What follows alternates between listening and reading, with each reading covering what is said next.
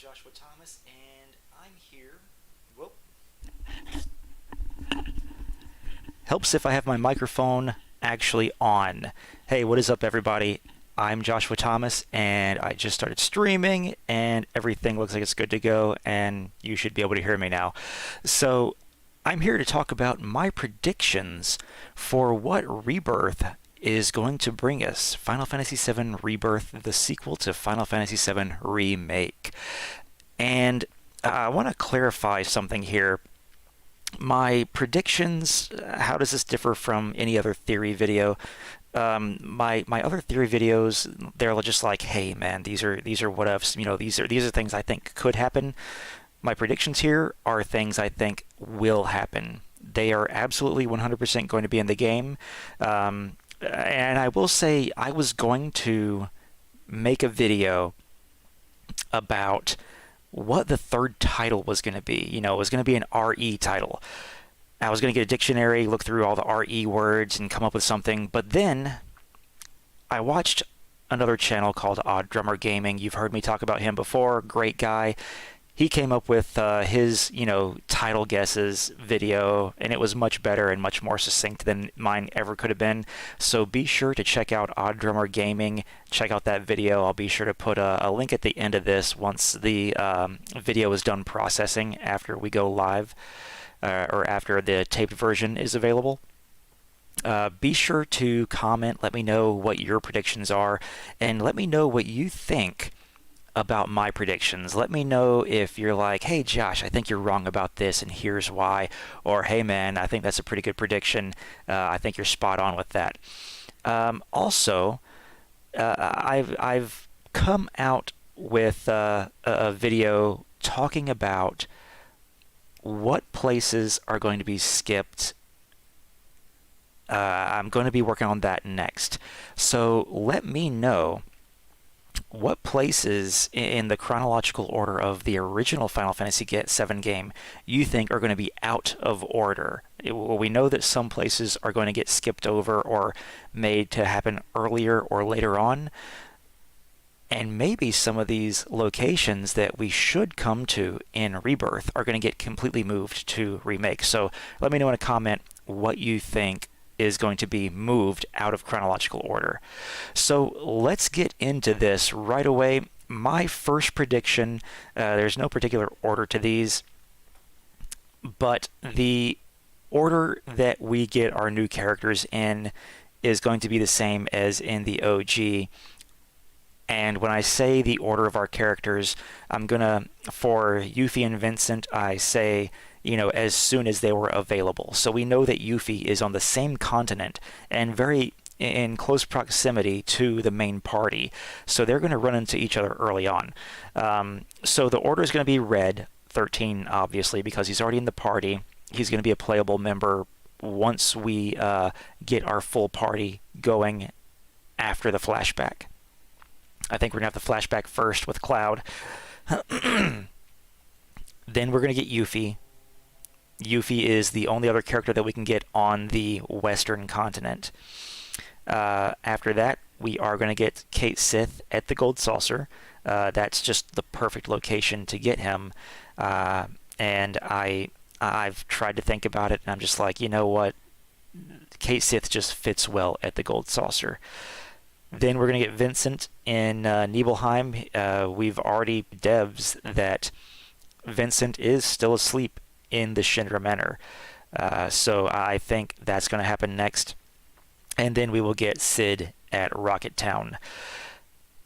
I tried to think about the locations in which we meet these characters, and I thought I could see them changing a few things around, but I just can't imagine not getting those characters at those specific times. In some cases, it's a little bit more important than others. And in my next video, where I do talk about the locations that could possibly be moved around, places like Rocket Town will be one of them, but I'm still going to go with that order. So my next prediction is that Elena and Cisne will be in Rebirth.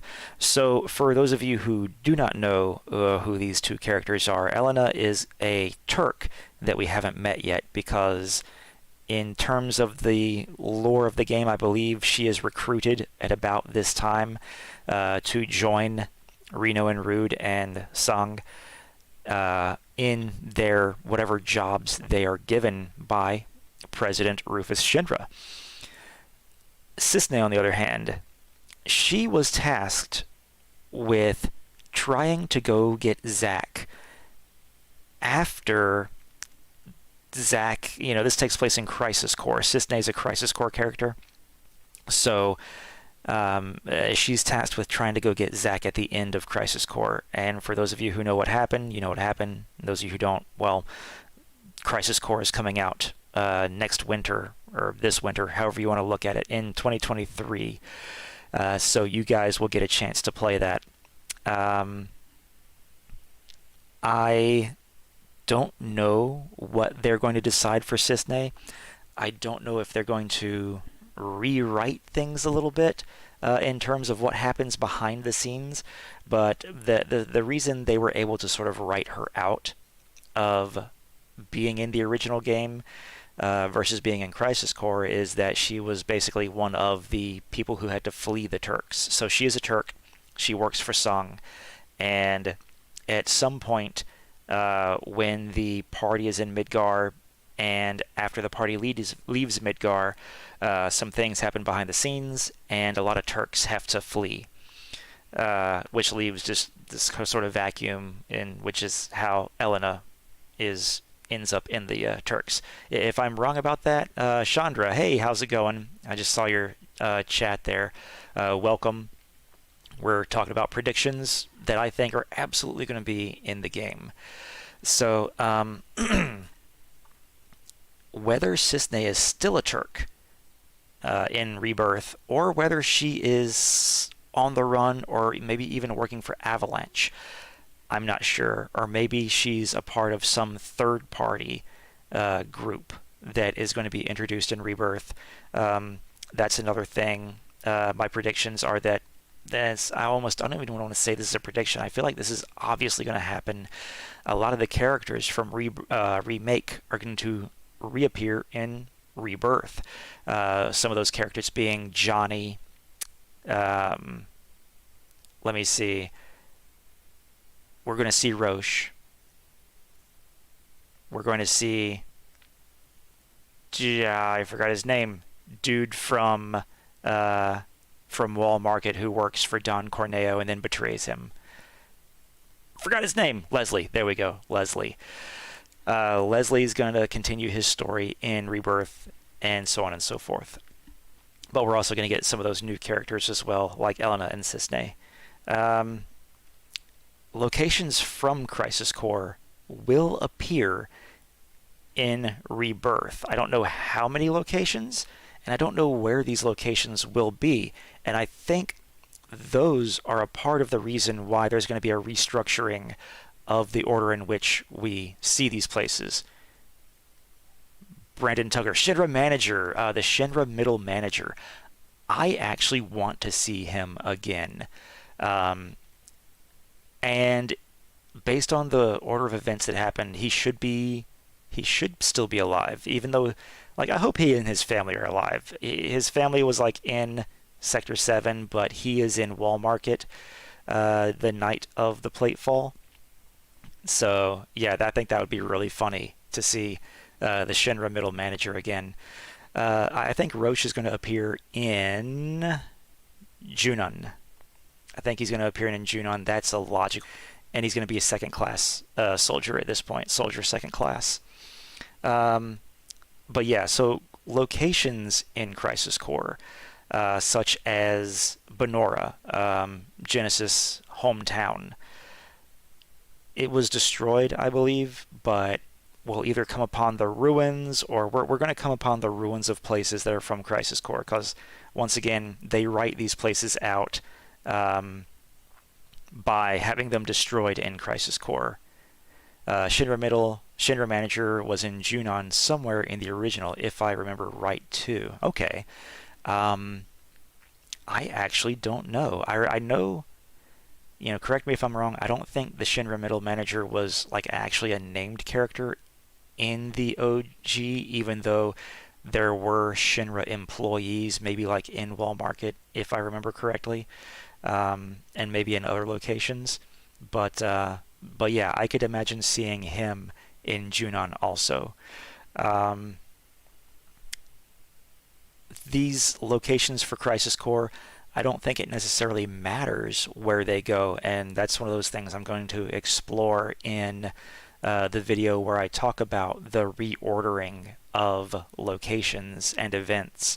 A lot of these places don't necessarily have to be in the same place in order for the story to be the same. But that's definitely one of those huge conversations to have on for later. Open zones with linear story parts. So this is my next prediction. We're going to have wide open zones where we get to feel like we're exploring, and then it's going to narrow back down to give us really, really structured story elements. I think when people remember the OG and they say open world, and they think, well, Rebirth could be open world too, maybe different people have different views on what open world is.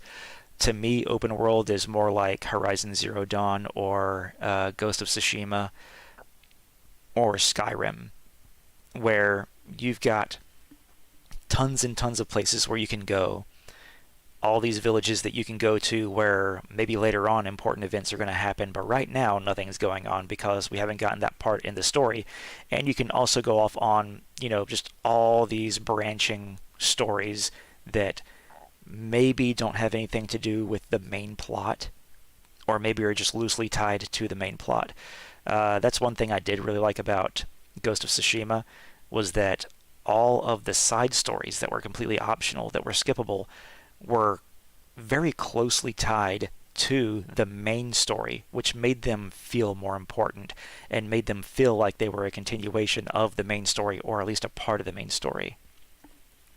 But open zones, like the first open zone we'll encounter, would be the plains outside of Midgar that stretch, or I should say the desert outside of Midgar, that stretch to Calm, eventually to the Chocobo Ranch, to the marsh, and maybe to some either forested area or plains where we can attempt to catch chocobos. I think we'll be catching chocobos, much like in the original, in order to get past the Midgar Zalem. And if for those of you who are like, man, you were talking all these words that I don't get, trust me, it'll when you play the game. But I definitely want, I've mentioned this before, I definitely want the Midgar Zalem segment to just kick-ass. Like in the OG, the Zalem was just completely, you get the chocobos, you get past the Zalem, either that or you just get through the marsh by luck, or you have to fight the Zalem and it kills you. Unless you grind, the Zalem kills you, and you just have to start over, try to get the chocobos.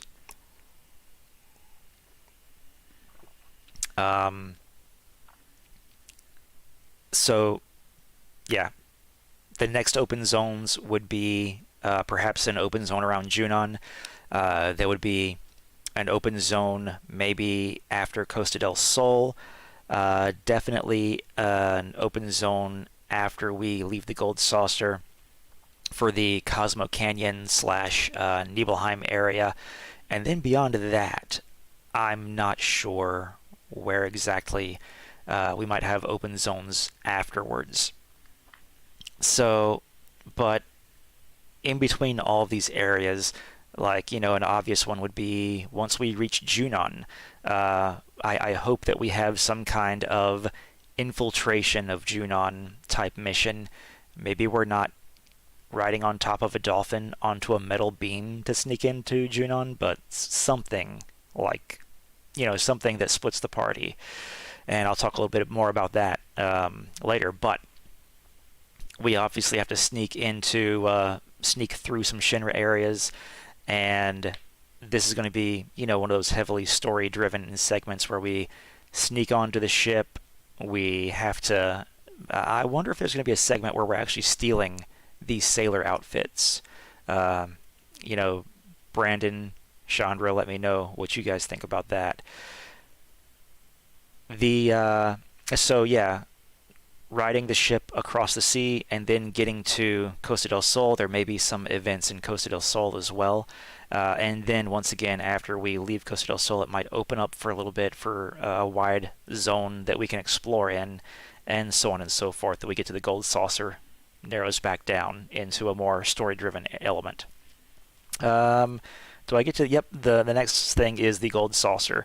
So the Gold Saucer is going to be to rebirth what Wall Market was to remake. In other words, the Gold Saucer is just going to be kick-ass. It is. If you guys have never seen the Gold Saucer from the OG, it is so much bigger than Wall Market. It is an amusement park. I'll go so far as to say that it's an amusement park with rides, hotel, games to play, gambling, chocobo races, and in the OG, when we first get to it, we go to it 2 times for story elements in the OG, and then after that, it's just open for side quests and that kind of thing. I'm hoping the first time we get there that we get a little bit more freedom to do everything. But I can also understand why some things would be closed for story purposes, because the second time that we go to the Gold Saucer for the story elements is going to be the date scene. That's another thing that I think is going to be in it. I think that's obviously going to happen. That's going to be the resolution scene. Who does Cloud end up going on a date with at the Gold Saucer the second time they go there? Is it going to be Aerith? These are the people who I think will be able to go on the date with. Aerith, Tifa, obviously, Yuffie. I think Yuffie's going to be one. Barrett. Those were the 4 from the OG that you could go on a date with. I think it would be hilarious if Red 13 was also a possibility. Red was not a possibility in the OG, but I don't know. I just think it would be hilarious. Just these two brooding characters just sitting in the trolley ride that goes to all the other plates in the Gold Saucer. Just like, oh man, it would be even more awkward than with Barrett. I mean, Barrett, I think, would at least talk, even if Cloud didn't.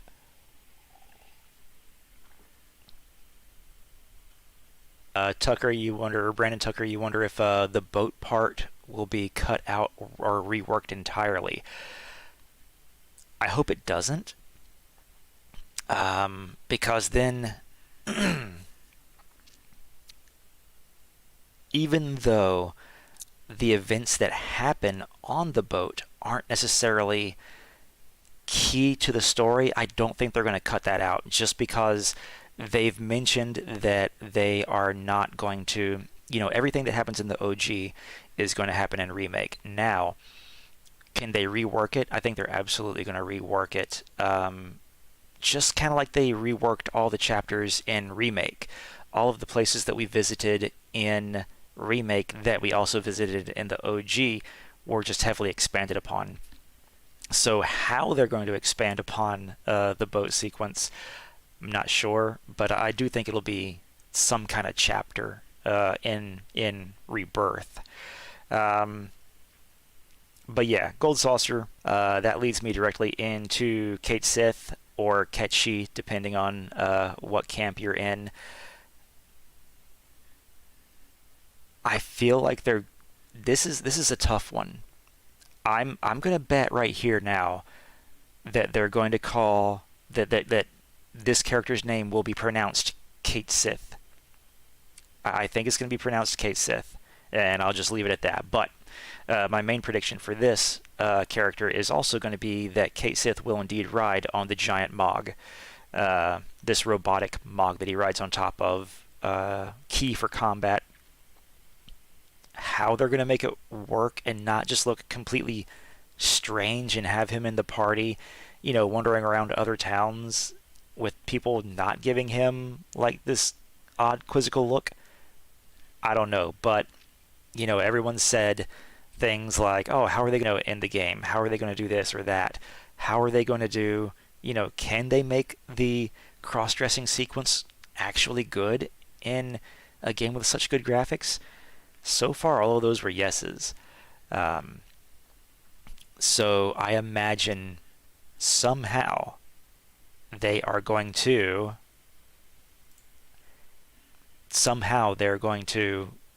make it work, and they're just going to suspend our disbelief on this Kate Sith character. So moving on, I've got a bet on this one too, and I'll talk both points on this. That my next prediction is that we will not fight Sephiroth at the end of Rebirth, and I'm just like praying end of Rebirth. I think fans who both loved and hated the game don't want that to happen.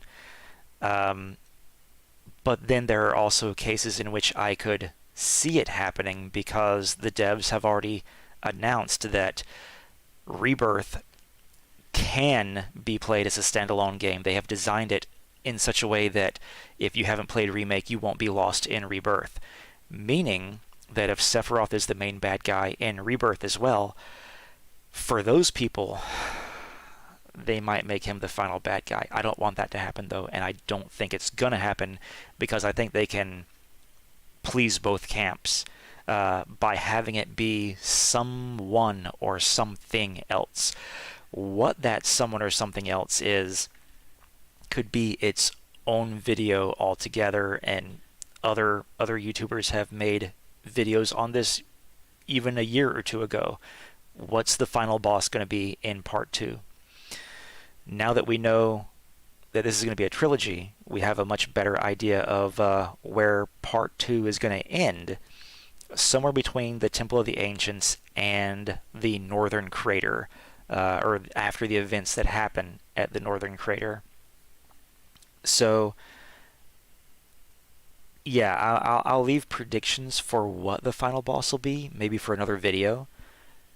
I'll just say we're not fighting Sephiroth. This other thing you guys might not enjoy so much, but I don't think, and I've mentioned this in other videos as well, Sephiroth will not be playable in Rebirth during the flashback. I've argued this point in a separate video, and I've even made a whole video on why he shouldn't be. It just doesn't serve the purpose of the story and of the character motivations and of painting Sephiroth as the uncontrollable badass that he is. It would only be fan service to make him playable, and so that's, I think if anything they would treat him more like Sonon, but give us even less control over him than we had over Sonon, because we could give Sonon commands. I don't even know that we'll be able to give Sephiroth commands. I could see Sephiroth just decimating the battlefield without us having to tell him what to do. And I'll leave it at that for that prediction. Going on to... this is also something at the beginning of the game, and also because the devs said that maybe one of the weapons make an early appearance. That, I think that would be cool as a final boss, just to get an idea of, when we go into Final Fantasy VII Reloaded or Reimagined, whatever the third one is. We fight this one weapon. It could be a brand new weapon, or it could be a weapon that we have fought, or that we fought in the OG. Maybe because the second part of a trilogy is going to be a tragedy, maybe we lose that battle. Even though we have to, technically win it or beat it down to a certain HP level in order to get the final cutscene, overall we just lose, and doesn't get killed. Kind of like Ultimate Weapon. No, I can't remember which weapon gets shot by the cannon at Midgar, but yeah, I could see a weapon. I think that would be totally awesome, and I think it'd be really cool. I can't remember who theorized this in one of their videos, but if a big part of the third installment of the Final Fantasy VII trilogy would be us having to not just fight the weapons, but figure out their weaknesses. Like, we can't just roll up to the weapon and fight it. If we do that, it's pretty much going to be invincible or just extremely, extremely hard to kill until we like go to this cave on this island and find this materia that is its weakness, that kind of thing. But yeah, thanks Brandon Tucker for that comment, because yeah, I think it would be pretty cool to fight a weapon at that point in the game, especially if we make it to the Northern Crater. That would make sense, I think. Oh yeah, going back to the beginning of the game, once again, because the devs said that people will be able to start playing Rebirth without having played any of the other Final Fantasies, I think that we will start over in terms of equipment, levels, and materia. A lot of people said, I just don't see how it can be. It happens all the time in video gaming.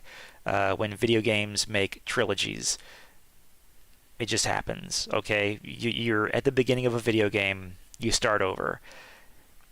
So, we'll no doubt be in the flashback, in which we'll be maybe level 1, and then when we actually start with the main party in present day time, maybe we'll start over at level 6 and level up to level 7 again, just sort of as is the tradition of Final Fantasy VII.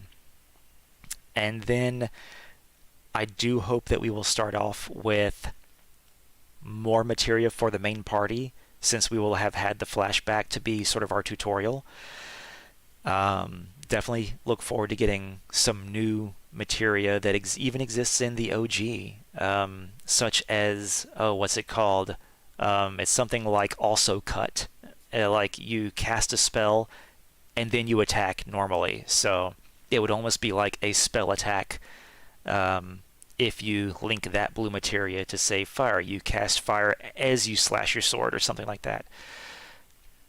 So many other materia combinations that are amazing. You know, like cut times 4. Don't ask me how that would work in this sort of action-y RPG, but they would make it work somehow.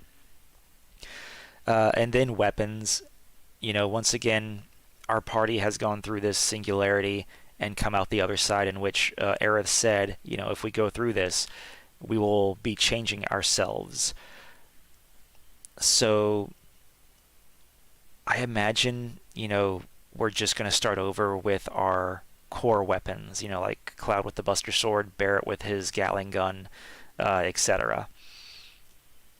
I could be wrong. Maybe we'll have 2 weapons to begin with, but I don't think we're going to have like all 6 from the beginning. And another thing I would really think is going to be really cool is if the weapons, not only could we learn abilities from them, but like in the OG game, some weapons are normal materia slots. Some weapons are boosted materia slots. In other words, they double the amount of AP that your materia gets and level them up faster. I hope, Tugger says, I hope they bring some of the interesting materia from Crisis Core, but that's a long shot probably. That's also interesting too. Since they're going to have Crisis Core Reunion, I wonder, you know, the combat system is different, and since we'll have more than just Zack as a playable character, I know some of those, some of that materia gave Zack special abilities that he could use. I don't know. I would have to play, you know, when I play Crisis Core Reunion again, I'm sure lots of theory videos will come out saying what materia and, you know, what's going to translate over, what's going to be left out. But I think it's possible. Maybe not on our favorite materia from that game, but I think it's possible. So yeah, we'll start over at low levels, because once again, if the devs are making it friendly for new players, new players wouldn't understand why we're starting at level 30. So that's just, they wouldn't understand why we're starting at level 30, why we have 2 weapons, why we have 10 materia each. It would be information overload for them. So I'll leave it at that. On to the second page. All right, this is a big one, and it wouldn't surprise me if a lot of you left comments saying, no, Josh, you're wrong about this. You're wrong. They're going to put this in the game. The tiny Bronco will not be a source of transportation in Remake, in Rebirth. Now, the tiny Bronco will be in the game. We're still going to have some kind of sequence in Rocket Town where the tiny Bronco is involved, but then once that's over with, I wonder if we're going to find an alternate source of transportation, or if maybe, I don't know, if we make it to the northern continent, we have to have some source of transportation.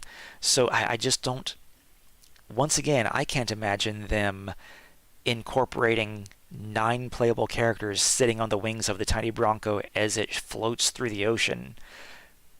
But maybe I am treating this like others treated Hell House. Maybe they have found a way and it's going to work. I don't know. You guys tell me if this was like one of your big contentions, like, no, Josh, you're wrong about this. I would be okay being wrong about this, but I think I'm right in this instance. My next prediction, permadeath for any character who dies in Rebirth, even though it's called Rebirth. Any main character or any named character who dies in Rebirth is going to stay dead this time. I hope that's how it goes. Because, those of you who have played the OG know that death and dealing with loss is a part of Final Fantasy VII's main theme. Every single character deals with death and loss in this game. Maybe they will work Tiny Bronco into a side quest for a party of 3. That would be cool. I'd be totally down with that. I would absolutely be down with that. So I think that's one reason why they kept a lot of characters alive at the end of Remake who should, for all intents and purposes, be dead. That's another video for itself. In a world where Zack Fair survives, do these other characters die? But now we're back on course, and I think the reason they left these characters alive was so that they could have us grow even more attached to them and kill them off in a different place, so that we can have that same experience, that same feeling that we felt way back when these characters died in the OG. And honestly, some of those characters, when they died in the OG, it was kind of just like, oh man, I didn't see that coming. Okay, well, they did. We're going to care a lot more when these characters die. Just like, the Platefall in Remake. Biggs, Jesse, Wedge. It was so much more meaningful than in the OG, which is one thing I did enjoy about Remake. I did enjoy that they expanded so heavily upon these secondary characters to the point that losing them felt like a much bigger punch. But also, since the second part of a trilogy is generally the tragedy, that's also why I think we're going to have this situation. So, which characters die? I think some characters are going to be saved for the third installment, so that there can be death also in the third installment. But I think a part of the end of this game will be dealing with the deaths of some of these characters who are alive. Enough on that one. We're going to go into the combat system now a little bit, and just like the way that characters interact, or the way that we interact or interface with the characters. I think they're going to incorporate some kind of system like in Final Fantasy X, where we can swap characters mid-battle. How they'll do that, or I imagine we would need to spend an ATB charge. I think we'll still have ATB charges in order to swap characters. And maybe like if we have 2 ATB charges, maybe we'll do some kind of swap attack where it's like, hey, it's a synergy attack. One character enters, one character leaves, that kind of thing. So, yeah, expanding ATB to swap characters. Dead characters can't swap, obviously, so you got to revive them, get them out of combat. This could also leave room for some characters to sort of become specialists, just like in 10. The reason characters in 10 could swap mid-battle is because you would encounter enemies that one character was particularly good at taking out, and so you would need to swap over to them so that they could take out, say, the armored enemies, or the flying enemies, or the enemies who are susceptible to magic, etc. Another thing in Rebirth, I'm predicting this, and I definitely think this is going to happen, and I actually look forward to it, is forced party members. In some story-driven areas, or maybe in some side quests, we are going to have either a narrower choice of who can be in the party, or the party is going to be selected for us. And I'm okay with that, because that leaves us open for stuff like what we're seeing right now, tailored combat, which is something that I really enjoyed in Remake, where especially boss fights, where you could tell that this boss fight was tailored for Cloud, or this boss fight was tailored for Cloud and Aerith, or so on and so forth. And I really hope that they expand upon that as well. Each of our characters is going to, once again bring some sort of unique gameplay style that the others simply don't have. Definitely look forward to seeing Vincent. A lot of people were thinking there's no way he's going to have the beast transformations for his limit break. I think it'll still happen. I think they're going to make it work. And that really about rounds it out. I was even writing some predictions down as I was getting ready for this live stream, so I'm probably gonna cut off here, watch some other content creators and their videos, and I'm gonna be like, why didn't I add that to my prediction video? But I hope you guys have enjoyed it. Look forward to more Final Fantasy VII video game videos coming out. If you've enjoyed our Deep Rock Galactic games, we'll be playing that a lot more too. We really enjoyed that game.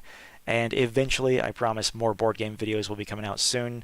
So be sure to check out Odd Drummer once again, and these videos as well. Thank you guys for watching, and thank you to Brandon Tucker for your good comments in the chat, and we'll see you next time.